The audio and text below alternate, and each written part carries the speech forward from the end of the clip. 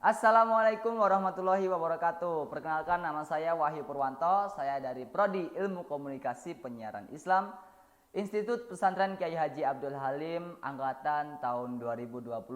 Nah, di sini saya akan menyampaikan materi tentang hukum komunikasi efektif, yang dimana ini merupakan tugas dari mata kuliah Ilmu Komunikasi yang diampu oleh dosen Bapak Puji Laksono MSI. Nah, kita sebelum lanjut ke materi ini apa itu sih komunikasi? Nah, komunikasi yaitu merupakan bagaimana komunikator menyampaikan pesan kepada komunikan. Nah, di mana itu akan terjadi suatu persamaan makna, di mana adanya komunikan dan komunikatornya. Agar kita dapat memahami komunikasi dengan baik, dengan lancar, atau bisa disebut dengan efektif, maka kita harus memahami 5 hukum komunikasi efektif atau biasa yang disebut dengan REACH. Apa sih itu REACH? REACH itu singkatan dari respect, empati, audible, clarity, dan humble. Nah, kita langsung saja masuk ke materi yang pertama, yaitu apa? Respect. Apa sih itu respect? Respect yaitu adalah rasa hormat dan menghargai antara komunikator dengan komunikan. Nah, contohnya ketika komunikator menyampaikan pesannya kepada komunikan dan komunikan menghormati, menghargai, menerimanya dengan baik, maka itu akan terjadi komunikasi efektif yang baik. Seperti itu, dan itu yang disebut dengan respect. Lanjut materi yang kedua, yaitu empati. Apa itu sih empati? Nah, empati merupakan kemampuan kita menempatkan diri pada situasi dan kondisi yang dihadapi oleh orang lain. Misalkan saya sebagai komunikator. Nah, saya harus bisa menempatkan diri. Apa sih yang dibutuhkan oleh komunikan? Apa sih yang dibutuhkan oleh komunikan di sini? Apa sih yang dibutuhkan oleh komunikan yang di situ? Nah, kita harus bisa menempatkan diri kita sebagai komunikator seperti itu. Nah, itu bisa disebut dengan komunikasi efektif. Lanjut materi yang ketiga, yaitu audible. Apa sih audible itu?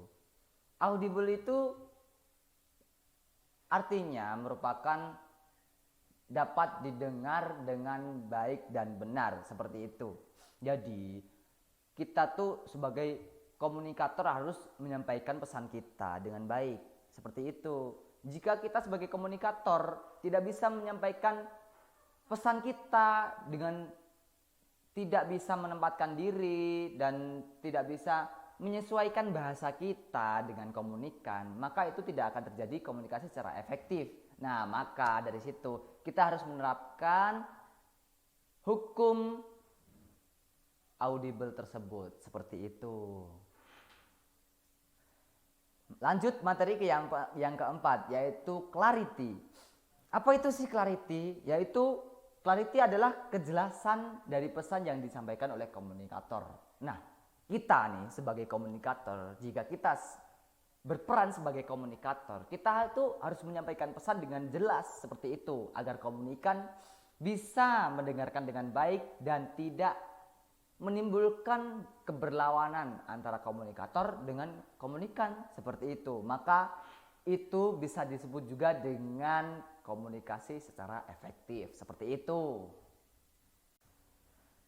Materi yang kelima yaitu adalah humble. Apa itu sih humble? Ini merupakan materi terakhir nih. Nah, humble merupakan sikap rendah hati seorang komunikator. Seperti itu yang saya dapatkan sih.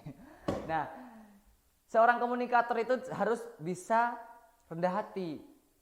Contohnya seperti apa sih? Ketika komunikator menyampaikan pesan dan mendapatkan masukan dari komunikan, itu harus bisa menerimanya dengan rendah hati seperti itu.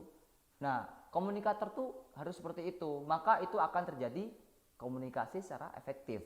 Nah, seperti itu. Dan itulah tadi kelima hukum komunikasi efektif, atau bisa disebut dengan REACH, hukum REACH, seperti itu. Nah, sekian materi dari saya, materi tentang 5 hukum komunikasi efektif tadi. Mungkin dari saya jika ada kesalahan dalam penyampaian, saya mohon maaf yang sebesar-besarnya. Saya ada pantun nih buat teman-teman semuanya. Mangan kupat duduhe santen, menawi lepat nyuwun pangapunten. Sekian dari saya. Wallahu muwaffiq ila aqwamit thoriq. Wassalamualaikum warahmatullahi wabarakatuh. Salam komunikasi.